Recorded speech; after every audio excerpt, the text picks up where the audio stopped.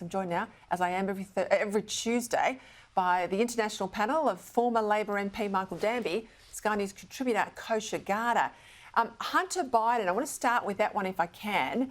The latest allegations from Hunter Biden in Congress today, his former business partner, Devon Archer, has admitted that Hunter was selling the illusion of access to his father in business dealings in the Ukraine. There's also been allegations that he was interfering in Ukraine's internal affairs. Kosha, pretty serious allegations.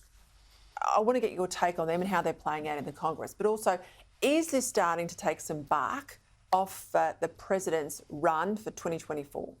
I think it is a little bit. So it's very serious stuff, and there's 2 or 3 lanes actually converging. It's not just a one-off, and it's important to look at them in totality. So there's these eyewitness testimonies, Devon Archer today testifying in front of Congress. There was Tony Bobolinsky in 2020, and there's a couple other characters who've been making these allegations.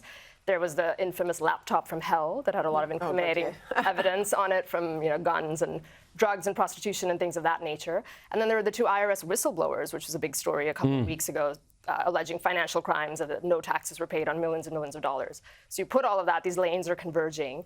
And the important thing in terms of why it matters is it's not just Hunter Biden, but in all of them, the connective tissue is potentially, allegedly, Joe Biden. And he was a central piece in everything, why Hunter Biden gets let off, why he was getting these deals, these very rich, fancy board seats, et cetera. And that has material impact in terms of the trust that the public places on what's happening. And it also just showcases this 2-tier justice system that's been a big discussion point, that he's getting let off with a couple of misdemeanors for crimes that many people would commit. We all know what would happen if we didn't pay our taxes, and the people see that. So I think it is starting to take the bark off a little bit for 2024. And notwithstanding, of course, Michael, you add all of that in with his mental viability. Sadly, Peter and Kosha, the US networks seem almost entirely focused on the Trump indictments. If there was a single bloodhound in the news, in CNN or the New York Times, they'd go to Ukraine, interview Poroshenko, interview the prosecutor.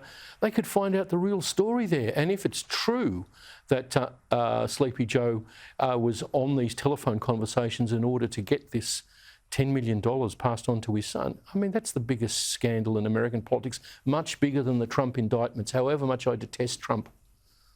What's the latest on those? True point, and it's really showcasing that double standard in justice. So he is in legal peril. There are 4 cases with varying degrees of merit to them, 4 indictments rather being brought to him right now, and simultaneously you see what's happening in terms of his popularity and where he is in the polls. And I think what they're doing is the impossible, which is making Trump a sympathetic figure. People are rallying around him. They see this for what it is, and it's a high-stakes maneuver. I think the question is how far the DOJ is going to go in what's called lawfare, using the legal system as warfare. And this is playing out day by day, and it's ugly stuff. I think it's really we've crossed the Rubicon in U.S. politics in terms of I think that's where they're true. going. I think that's very true.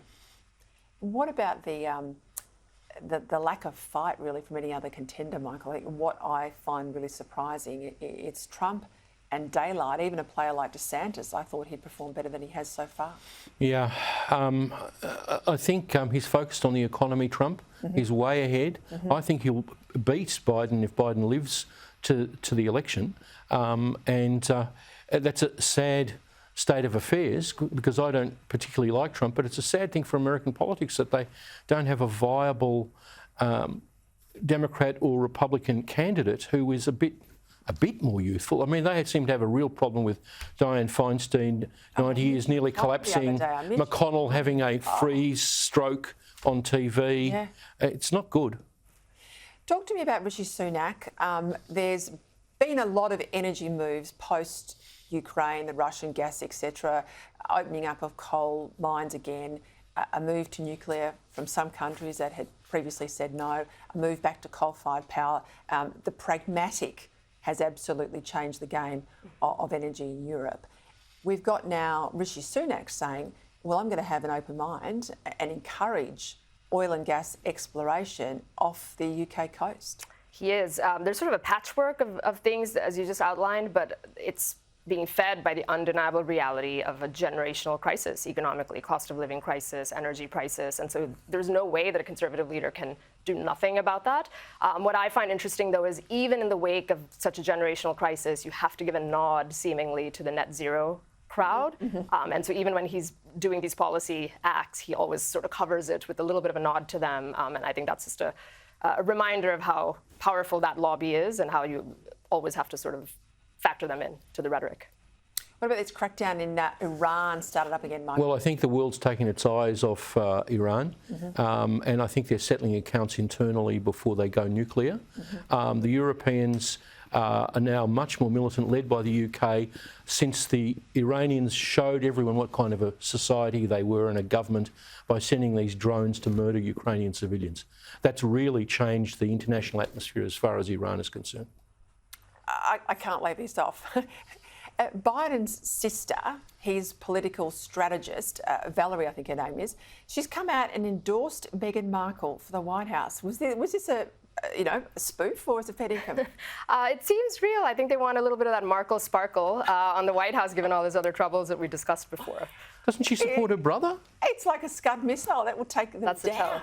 It's what the Russians call the crazy Ivan. It's a manoeuvre that doesn't make sense. It's not viable, surely.